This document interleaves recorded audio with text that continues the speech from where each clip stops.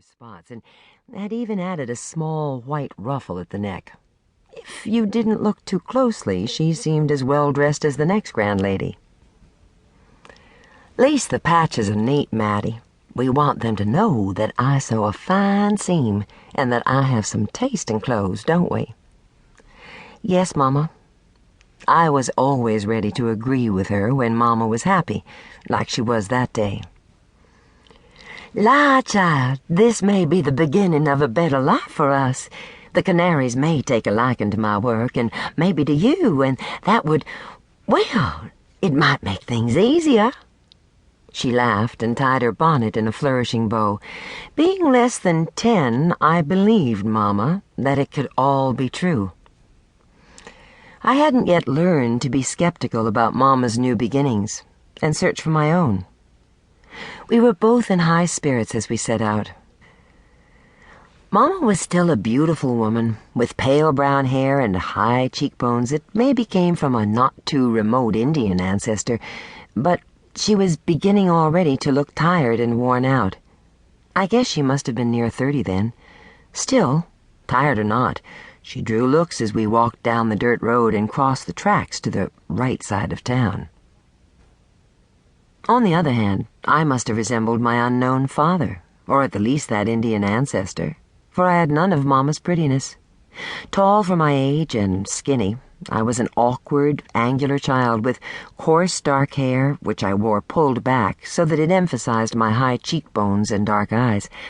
I used to dream about that unknown Indian in the family background and imagine that my Indian looks were mysterious.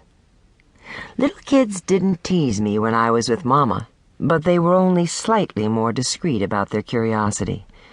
I saw them pointing and staring, but there was no way I could run and hide, so I marched right along beside Mama, wishing the earth would open and swallow me.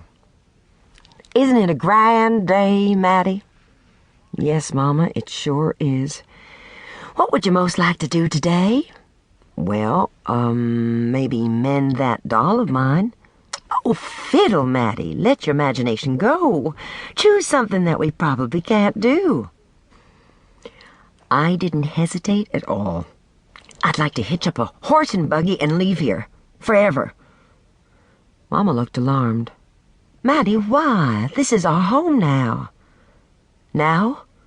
Wasn't it always?" "Well, ever since you can remember, baby. But not always for me." She had a wistful look on her face, and I wondered again about Mama, where she had come from, who her own Mama was, and all those questions she never would answer. In a way, I was cut off from my own roots, for we had no relatives in Princeton, Missouri, not even any friends.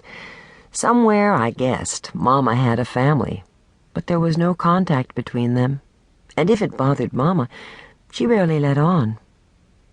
Because of the lilt in her voice and her genteel ways, I thought Mama came from the South, and that made me think of the war again.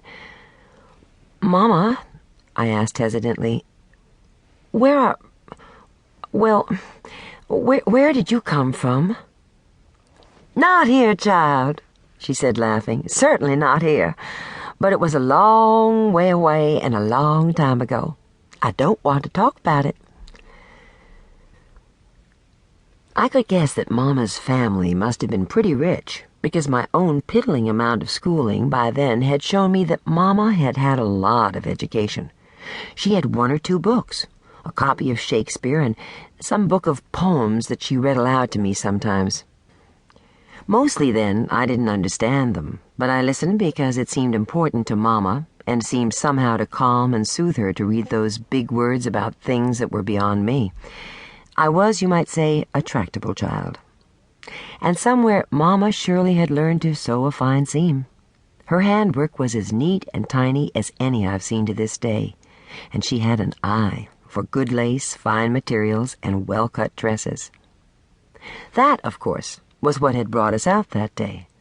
We arrived at the Canary home, which looked like a mansion to me, big and white and neat and clean, with blooming flowers in the front and a white picket fence, freshly painted all the way round. It was a 2-story house with a gabled roof, lots of windows.